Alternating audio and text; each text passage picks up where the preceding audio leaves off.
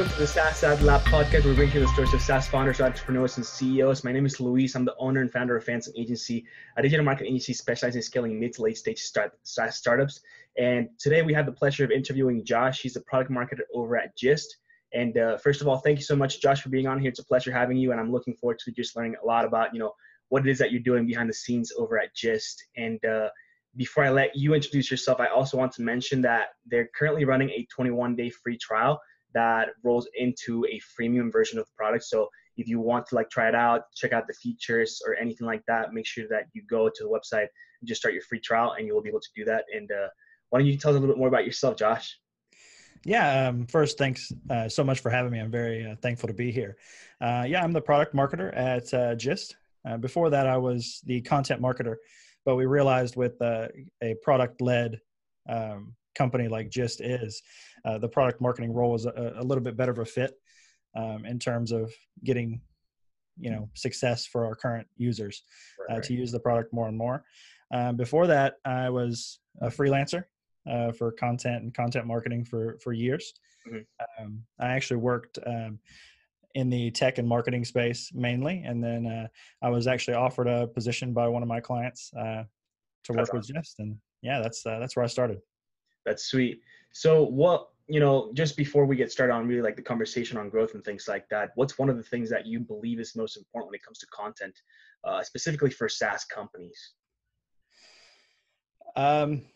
Definitely useful. I mean, I know that's a word everybody throws around. Make sure that it's useful content.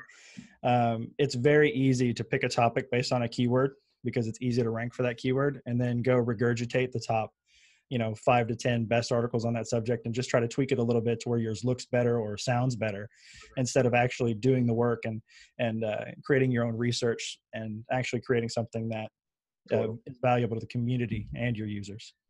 Do you find that, and this is actually good, right? Because I feel like that's what a lot of people do. And then you have big, massive companies that have big content teams behind doing all the research and all those things, right? So for example, let's say you do an email marketing kind of, search around just email marketing on Google, and you get obviously your top 5, articles or blog posts are going to be from HubSpot, just talking about email marketing. So I guess, how do you find new ways to come up with content when there is literally so much on there that you can just take and kind of tweak your own way? Yeah, I think we've been experimenting a lot with collaborations, and I think that's super important with so many tools out there that have their own audience. If you use their tool to receive any sort of success or growth, and then you can write a blog post about it, you can get on a podcast or a webinar about it, and then that would get the distribution of your content that sort of circumvents the search engines, and it really reaches the heart of who you're trying to get. So with Gist, we're trying to reach out to marketers. That's who we want to get to. So if we partner with another tool, and I use their tool, which we've actually got a couple of those in the works, and then you can get in front of their audience, they can get in front of yours, and it's really mutually beneficial, and you have fresh content as well. That's really cool. Now, and let's actually talk a little bit more about the beginning of, Gist. And I know we talked a bit, briefly about this right before the podcast, but essentially what's kind of the story right behind this? Because I feel personally that there's a lot of really similar companies that are providing a very similar, product where it's just email marketing automation and things like that. So first of all, what is the key differentiator between, say Gist and all the others out there? And I don't want to mention them just because, I have you on here, but what's the key differentiator between you and them? And then what's a little bit of some of the things that have been happening recently with Gist? Yeah. So Gist is, an all-in-one tool that kind of encompasses the entire buyer journey, from the point where they visit your website from maybe the very first time to become a lead, and then a qualified lead, and then even a customer. You can support them with Gist as well, with our live chat tool and our knowledge base creator. So, and that was the idea at first, to create a seamless experience from visitor to customer, but also a seamless experience for users. Instead of having to integrate, say, your meeting scheduler tool with your live chat in order for them to work together. We just wanted all that in one dashboard, one screen that you can see it all work together. And that's where ConvertFox, which was the old name of Gist, was born. They did an AppSumo, and it kind of exploded their growth to over 10,000 users. And then about November, December last year, we decided that a rebrand was necessary because we've changed the entire look of the product. We've added several different new tools to it. So we rebranded to Gist to create that sort of all-in-one seamless experience. Very cool. And is there a reason for the name Gist? Yeah. So the term, like, you just want the gist of it. And, when you're setting up a marketing stack, there's so many different, we were talking about content a little bit, and there's so many different posts about how to set up the right marketing stack, how to choose the best this tool and that tool. And what we really, kind of discovered is a lot of those tools are more peripheral, like a meeting scheduler tool or a knowledge-based tool. And they center around the hubs of like how you communicate. So it'd be live chat and email marketing would be the two big communicators. And then all the other things are kind of peripheral tools that you have to spend so much time to understand and get to know and get them to work together. But we just give you the gist of it. You get the two big pillars, and then you bring everything else in, and it works together very, very easily. That's awesome. What are some of the biggest takeaways from, and I know you mentioned earlier before the podcast started too, that you launched on Product Hunt recently. What were some of the biggest takeaways from doing that launch for anyone that is listening and maybe they're thinking of launching on Product Hunt recently? Or they have thought about it before, but they feel like they're missing, like some of the key components that are needed to successfully launch? Definitely patience, because you want to launch, right? And there's a lot of just ship it type mentality in a lot of places, the minimum viable product. But it was good for us to wait until we had the website looking very top notch. We had the product looking great, and we had some onboarding set up. Like a deeper onboarding, and we can go into that as well. We actually use Gist at Gist, which is something that I'm really excited about. But yeah, definitely the patience, because when we launched, we actually were hunted by the #1 hunter on Product Hunt. So it was a lot of decent exposure. I think there's dozens of reviews on there, almost overwhelmingly positive about, and because that patience came in when we didn't just introduce the features and then launch. We introduced the features and we communicated those to our users. We have a closed Facebook group for users with about 2,000 strong right now. Wow. And we communicated that with them. We worked out, several issues. We added, features to new tools and things like that before we felt like we were ready to actually launch, and then we did. That's awesome. That's great insight. Now, and you mentioned something very important that I think it's currently and will be for, I don't know, I honestly don't know for how long, but Facebook groups, right? Like extremely, like, it's important when you see Facebook pushing it so much, like you see ads from Facebook with like communities and like all these things, right? Like bring people together that are like you and so on. What are some of the best things that have come from Facebook groups specifically? There's a lot. It's one of my big focuses because I was watching Hulu the other day, and sure enough, the commercial was Facebook groups, right? Yeah. The first one that we learned was it's very honest feedback.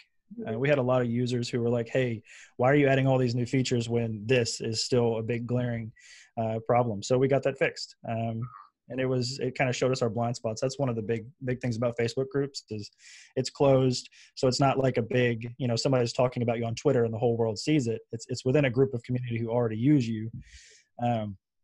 And the second thing is distribution. I do a Facebook Live video just for the group every Friday. And those videos get 300 to 400, 500 views easy each. And, what kind of a blog post, unless you are that HubSpot, gets that kind of, people watching the whole video to see something about your product. It's not we're not just talking about marketing I'm showing them inside just how to use it better. And we're reaching 300 to 500 people.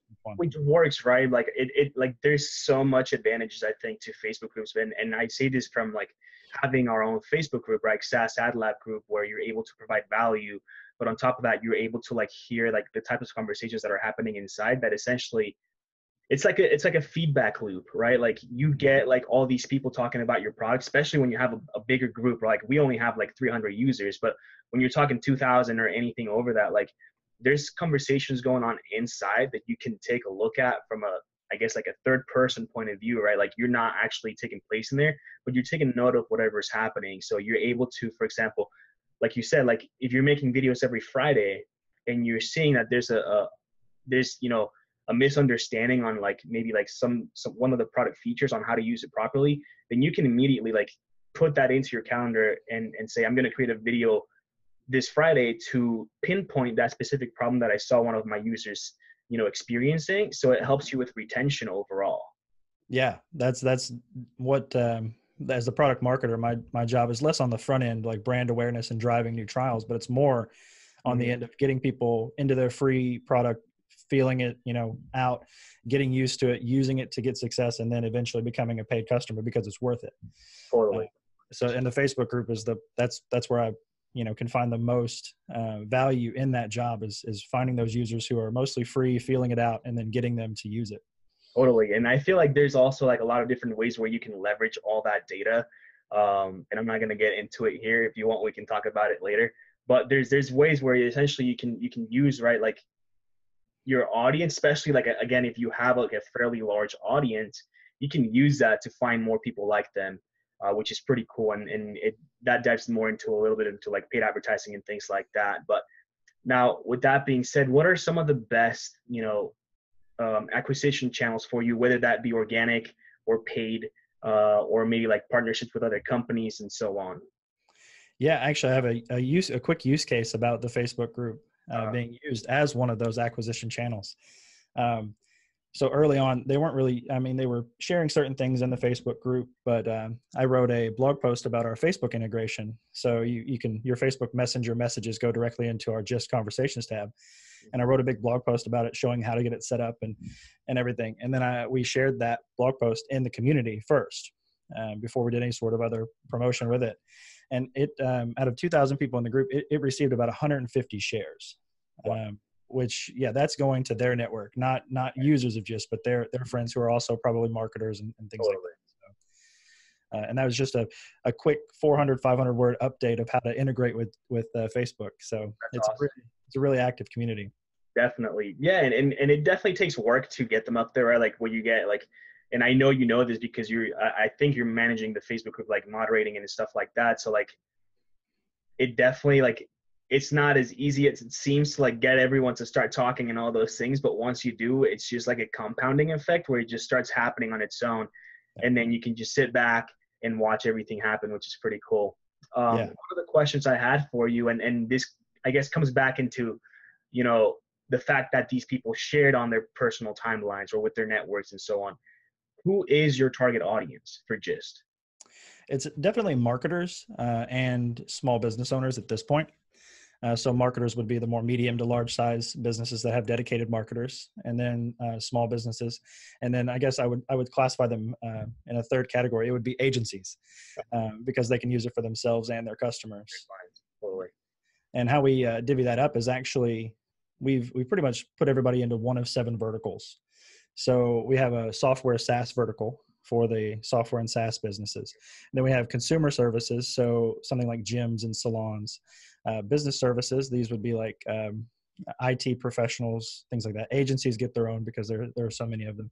Yeah. And then, you know, like home services, plumbers, electricians, and there's 7 publishers like bloggers and authors. Cool. 7 different verticals. And when they come in, part of the onboarding is to separate from those so we can better tailor content. We have guides for specifically how to use Gist based on your vertical. That's awesome. That's really cool. How do you, I guess, manage that when it comes down to like content, right? Like, does it all live under the same section? And I'm asking this because I'm looking at the website right now, and I actually didn't take a look at this beforehand, but essentially, like, would you post in the same spot all the content for, say, like home services, right? Like, so like your plumbers and those things, as you would for like SaaS companies? Because I almost feel like, you know, like, I guess like mixing that could somehow like send not a wrong message, but just like this company isn't necessarily like focused on my industry specifically. Right. Well, and right now it does all live at the blog, and you could probably see that. Mhm. And as we get more concentrated on that front end growth, like organic search and things like that, separating the blog into those sort of categories and subsets would be beneficial. But right now, the content that I have specifically for, say, SaaS, it lives in our onboarding. So if someone signs up and they say they're a SaaS, we actually use our email saying, "Hey, check out this guide specifically for software." Okay, got And it. then it's like, "Hey, check out this, how to better use live chat on your software website," that kind of stuff. So on the website, everything lives together, but when you're actually sending out the content, you're pre-tagging them before they get anything, so that whatever they get is relevant to them. Yeah, it's all deeply segmented. That's awesome. Uh, what are some of the challenges that have come from rebranding Gist? Early on, definitely the communication. Like I said, that harsh feedback that you can get in a Facebook group. It's essentially, we changed to Gist, and it was just one day we were ConvertFox, and the next day we were Gist. So you can Um, everyone. yeah, and the email went out, but the email I think went out. The email first, maybe like 2 or 3 emails beforehand probably would have been a little bit. And since then, we've worked hard. Part of me switching from content marketing to product marketing is part of that communication between the dev team, the support team, and the users. Got it. So Yeah, definitely communication. I've definitely like rebranding. Like it's hard to do. Like it's not easy to pretty much just be a completely different company overnight. So I definitely understand that. Um, just on a side note on that, I don't know if you're familiar with CPC Strategy. They're like I think they're a website or some sort of content, but they rebranded recently. I think it's called Intuity or something like that. The name is kind of confusing, so I think like an important thing of rebranding is making sure that you're making sure that that name is actually easier than whatever you rebranded from. Hmm. Because like even if it's something as simple as like me not being able to pronounce your name, that might be an issue. But I think you guys probably did the right thing, going from ConvertFox to Gist, making it super simple. And I like the fact that it's like the gist of whatever, which is cool. As far as the power users, right? You have a lot of different verticals, a lot of different segments. Which one is like the one that you're constantly trying to go after? Well, right now we're deeply experimenting. If you look at our footer, there's each vertical on our homepage. We have the vertical use cases, and then we also have comparisons. So we have a comparison with all the other tools that we compete with, and we've put a lot of time and effort into those comparison pages, and a lot of time and effort into building those funnels for the verticals. But right now, most of our signups are from the SaaS and marketing agencies. Those would be the 2 biggest incoming trials since we've implemented the vertical onboarding. As far as our power users, it is a lot of publishers and agencies.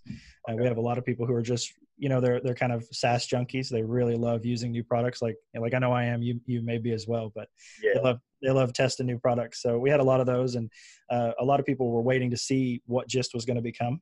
And now we're having a lot more people hop on, which is really exciting. that's awesome. And I know you mentioned Facebook, the Facebook group being a good acquisition channel. Aside from that, is it search, right? Is it content? Is it like Quora or any specific social network aside from the Facebook group? Well, it's actually a strategy that I've not seen too many people talk about, and I'm hopefully working on a guest post for what we did. We actually acquired a Medium publication. We acquired the largest, I think, marketing and growth Medium publication, and we use that. We redirected the top content that fit our brand and fit our messaging onto our site, and our web traffic 10x'd. Yeah, that's been one of the biggest front end growth strategies as far as driving traffic. So we basically bought, and we still have the publication. We're currently now we're putting fresh content on our site, and we're putting it on the Medium publication. But that was one of the biggest drivers of our organic search traffic. That's pretty cool. What's one of the things that Gist is currently working on, whether it be like product or maybe like a big content piece, or anything else? Well, there's a couple. The biggest one that I think we're excited about is I'm doing a lot more video. So just, our big kind of message is just is more than just live chat, just is more than just email. The big drivers are live chat and email. Those are the reasons people come to us, but we quickly want people to realize there's more there. So I've created some short feature videos that are going to go on those feature pages. And then I'm going to create longer content, both written and video. So if someone goes to our live chat page, they'll see our short 60 to 90 second feature video, which I just finished.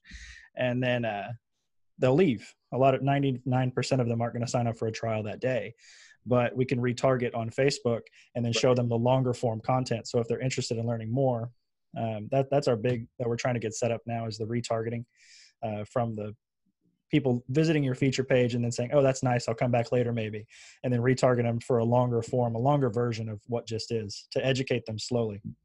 Are you guys spending money on any other platforms or advertising? We actually just wrapped up Google AdWords, a decent sized campaign. We were, it was hard to get it honed in because that is kind of like, bottom funnel, people ready to buy. We think that it will have an effect, obviously, on our branding. People understanding that, people are like, oh, I've never heard of you. And then you say ConvertFox, they're like, oh yeah, I've heard of ConvertFox. And so we're trying to get. You're using AdWords as a rebranding strategy also then?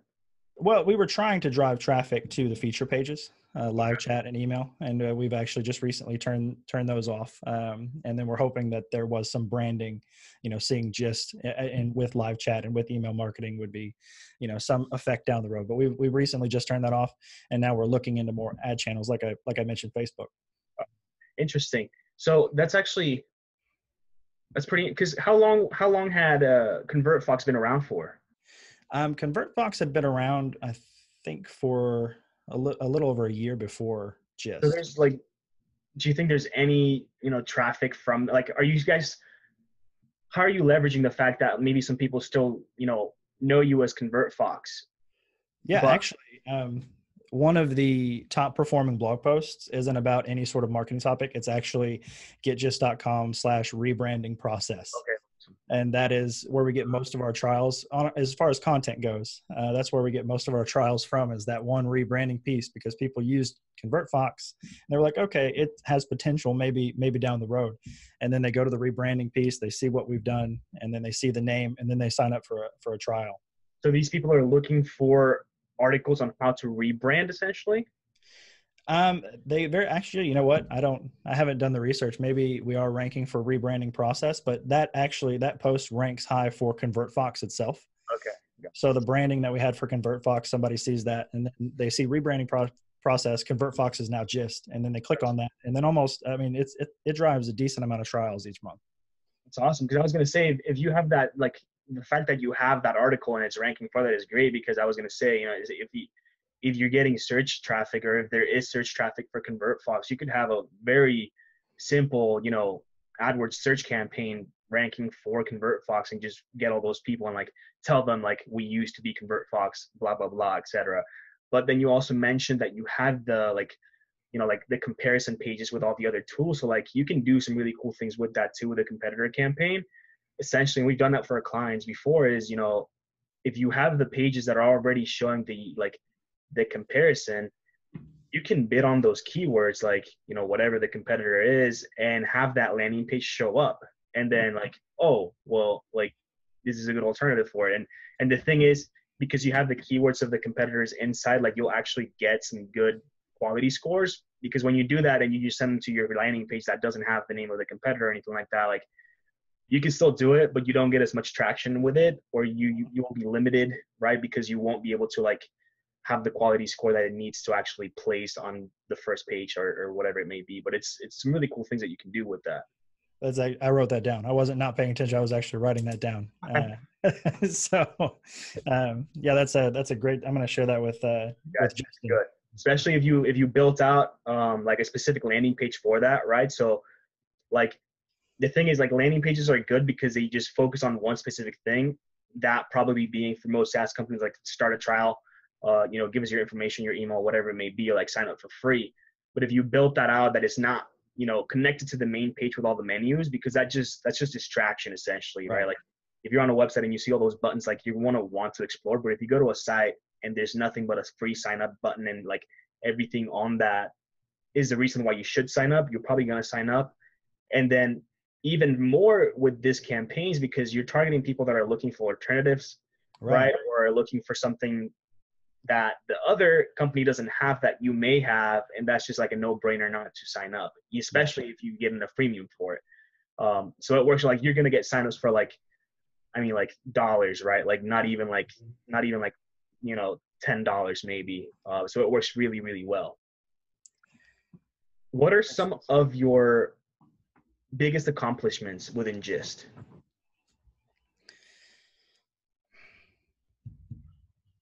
The Mark Growth acquisition was a tough one, because just buying another, say you buy another website, independently hosted website, it's pretty easy. You can just hire either a developer for, you know, a few $100 to transfer everything over overnight, and it's all there.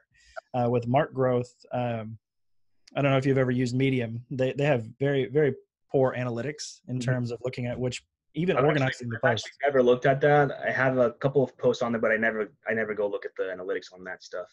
You can't organize by top posts. You can't see what's driving traffic. You can't see the keyword. You can see the Google traffic, but you can't see which keywords. So I actually had to use Ahrefs quite a bit in that process to find the top content. And then the way our Cloudflare was set up and everything, we could only transfer 100 of the URLs. There were 3,000. So parsing through all that data and trying to find the best 100 posts with the highest traffic, most relevant keywords, and the best link profiles was that was a pretty big. It took and then optimizing that content once it got to your site, contacting all of the authors. So and then, you know, seeing the results from it, the fruit from that was, you know, 10x traffic virtually overnight. So that's awesome. That's super sweet. Josh, what are some of the companies that you look up to as far as like, and let's keep it specifically to SaaS companies, right? Since that's what we're essentially talking about, like, and yeah, just any SaaS company that you look up to that you think like, wow, like they're definitely, you know, like killing it, etc. Yeah, from the product marketing angle, I've been looking into Trello. They have a product marketer there who's really kind of on it. And as a relatively new product marketer, it's been, you know, I've been listening to podcasts, reading, you know, every piece of content I can. So I really think they're really good at meshing that sort of get a user, but then also have them adopt the product and reach success. Awesome. So I really enjoy how Trello does that. Sweet. Are there any books that have helped you, you know, become the product marketer that you are? You know, I like Rework. I know that was out like a long time ago, but I actually just It's a good one though. Yeah, it's a really good, it kind of it's a punch to the head, you know, like you go to school and you think of these things and you're like, oh, okay, that's the way things are, and then Rework comes along and it just like it smacks you around, and then you're like, oh well, no, it doesn't have to be that way. So I like Rework. I'm reading one like that right now. It's not necessarily focused on SaaS companies, but How to Be a Capitalist Without Any Capital by Nathan Latka. It was like that. I'm only on the first chapters right now, and it's definitely like, you know, it makes you like, oh, like that definitely makes sense, and why would anyone tell you anything differently? But yeah, I love books like that. Yeah, it's good. I just want to go read it, to be honest. Right. Yeah, it's like the first time, you know, you read 4-Hour Workweek. You never get that experience again, but you're looking for the next book that gives that to you. Exactly. And now we're just wrapping things up here, Josh. What is, you know, one advice that you would give, maybe, and let's keep it as relevant as possible to any product marketer out there? Like, what's one thing that they should definitely do? Like, if you could give yourself advice, you know, like, I don't know, 3 years ago or something like that, what would it be? Figure out your workflow. Switching from content marketing to product marketing is, I mean, content marketing is hard. You know, you live in the inbox, you know, you have, you know, in and out and things like that. And you have to research what content would be the best. You have to write that content, and then you have to promote it. So it's hard. Right. But product marketing is a little bit of that, and a little bit of maybe, you know, a dozen other things. And it can be really hard to, you know, you got to do video content. You've got to call your current users. You've got to, you know, get the most out of everything that you have coming into you, and then figure out a way to help your support team and the dev team come together to make it a better experience for the users. And there's a lot. So I've experimented a lot with task management systems and reminders and everything else.